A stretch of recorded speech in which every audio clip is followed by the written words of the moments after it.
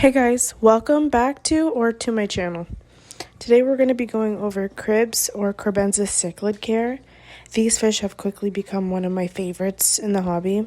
Initially, I had first seen them listed for free when I was browsing on Kijiji. I googled the main requirements for cribs as fast as I could to make sure they were a good fit with my aquarium and the current fish that I had, and the rest is history. Although upon attempting my YouTube side of research, I realized that there were little to no videos about them. I could find a couple, but it wasn't anything that I could use. It wasn't any good information. It was strange. I could find any kind of fish, but for some reason when I tried to look up this one, it didn't work. I think already at that point I had planted the seed in my head to make a video about them. And since that time, my cribs have managed to spawn twice already, which I ended up selling all but one of. I sold them off as fry for about $1 each. They've actually started the mating process again, in which I've posted the crib mating dance on my channel. It was about a week ago now, or a couple days. Anyways, you can find it on there. It's in the shorts. Quick little insert editing me here. I'm sorry if you can hear my cats screwing around in the background. They are just not letting up right now, no matter how hard I try to stop them. So just keep that in mind. Apologies in advance. Thank you. So anyways, the scientific name for cribs, I think I'm going to be saying this wrong, but here's a shot anyways. Pelvica chromis pulcher?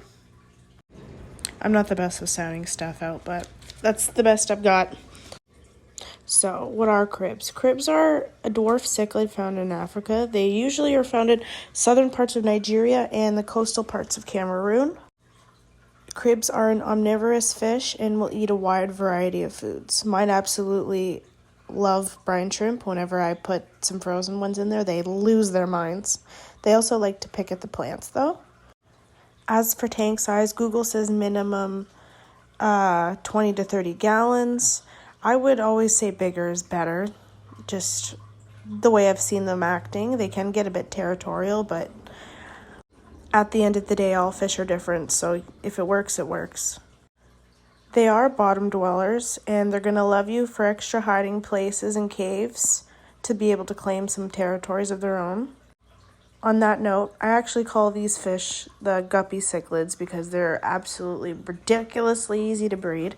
As long as you have a cave in there, you will get fry. That's just, you will. I actually was not intentionally trying to breed them. I have other fish in there that I would assume ate the babies, but I ended up breeding them anyways. They're absolutely phenomenal parents. Watching them is so cute. I love sitting by my tanks and watching them chase away the other fish from their little dens there. They do make good parents, and they're a cute little family. It's interesting watching them grow, because I did keep the one fry there. He's getting pretty big now, and he's getting pretty gutsy and venturing out by himself now. I do notice if he gets too far, the mom will corral him back in, which is cute. Male cribs grow about 12.5 centimeters or 4.9 inches long, and females can get 8.1 centimeters or 3.2 inches long. Males tend to be much bigger, with both male and females having long black stripe running from their mouth to their tail.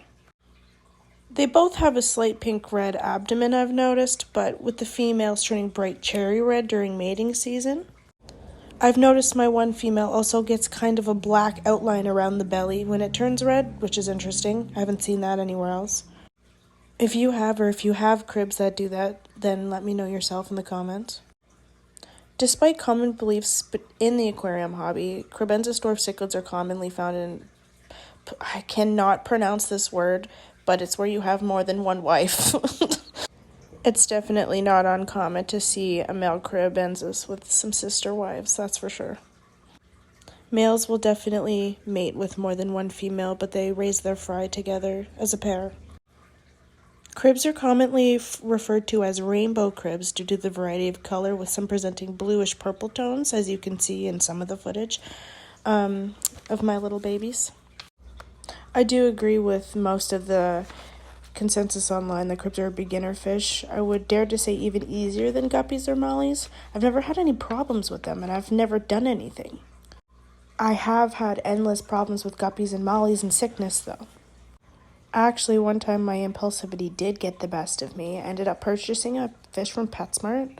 I forget if it was a pleco or something. I really forget. But I didn't quarantine it like an absolute noob. And I ended up giving ick to the entire tank, except the cribs. They did not get ick. I have absolutely no idea how, but I moved the 4 of them into a hospital tank. I treated the big one. I never dosed the 10-gallon with the cribs in it. I just left them be for 2 months, and they were phenomenal. They're fine. They're good to go. I put them back in the tank. I have no idea how that happened. I'm not complaining. I would have had to purchase more medication, but crazy. As per Google, they do best with a pH of 6.5, although mine are definitely kept at 7. I actually found an interesting piece of information about breeding cribs on aquariumtechnology.com. Cribs are known to easily adapt to water parameters, but with the pH of your water has a direct relation to the sex of your fry. So if you're breeding cribs, you want an even balance of male and female fry. You will need to keep a pH neutral at 7, like I said mine were. Below 7 will result in more females, whereas males will occur in a pH higher than 7, which I thought was crazy. Temps for cribs are at best at around 78 to 80, it says. Mine are kept at 76-ish with frequent spawns. I did find a bit of varying information on that, so take that with a grain of salt. Obviously, they're going to thrive in higher temperatures based on the fact that they're from Africa. There was a few places that I read said anywhere from 72 to 80 Fahrenheit, so we'll see. Due to its relatively calm temperament, cribs are a great addition to any community tank, as well as species only. I have mine with 5 skirt glowfish tetras, about 10-15 guppies, 2 bristlenose plecos that are getting pretty chunky now. They're probably about 2.5 inches long. I've had them for about 6 months though. It feels like they're taking forever to grow. Kribensis, once paired, are devoted parents. They raise their offspring together, often laying up to 50 to 300 eggs. You can find these on the surface of whatever cave or hiding you choose to give them. It takes about 7 to 8 months for cribs to fully reach sexual maturity. It'll take 3 to 4 weeks from hatching for them to handle small flaked foods. And after 6 weeks, I would suggest moving the fry to a different tank to grow them out. And typically pairs of cribs breed every 4 to 6 weeks, which goes pretty much with what happened to me. I accidentally found the first spawn. I was vacuuming. I probably vacuumed a few up, if I'm being completely honest. They were super cute, and I didn't even realize actually until I was doing the research for this video that they lay their eggs on the roof of the cave, because I was looking at the bottom. So even I learned something while doing research for this video. I was also under the impression that they were monogamous, but I did have a little question as I could watch the one male flaring with the female in the cave, and then he would do a lap around to the other female behind the other flower pot and flare at her also.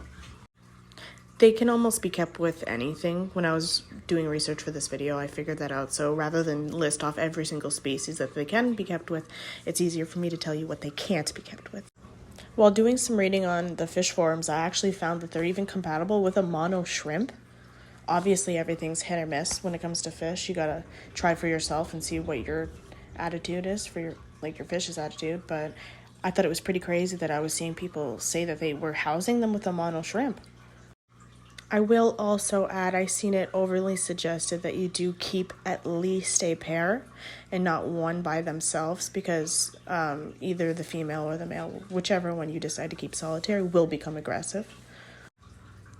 Every fish's temperament is different, obviously, but for the most part, they're definitely a docile, great community fish and a great breeding, not so much project, because whether you like it or not, they will breed, but overall, definitely a great fish in the hobby to keep at some point, whether you're a novice or you've been keeping tanks for years. I don't think they get as much recognition as they should. I just found out about them a year ago. I didn't even know they existed. Like I had mentioned previously, I'd found them on a Kijiji ad for free. So if I never had stumbled upon that ad, I don't think I would have ever figured out this fish existed. There's not very many videos on them. Now that I've joined TikTok, I can see there's a bit more. And it's cool seeing other colors and what people have of cribs, because mine are quite different. If you yourself have them, or if you have any experience with them, please drop a comment down below. I'd love to see some and get some advice. I'm never shy for learning new things in this hobby. It's always helpful. If you feel up to it, you can head over to Instagram. My Instagram is Olivia_Penner, and my TikTok is Livy's Tanks. You can give me a follow on there. I post more frequently. It's a lot easier. I'm pretty new to TikTok. I tried to avoid it for as long as possible, but it's pretty fun seeing other people's fish, so I caved. If you're American, I guess your Thanksgiving is coming up. Happy Thanksgiving. I'm jealous. I wish I could re-eat all that Thanksgiving food. The next day after, I'm already sad that it's gone. Anyways, I'm gonna go now. These cats are not giving me a break and I'm hungry. I hope everybody has a good day and stay tuned for more videos coming soon.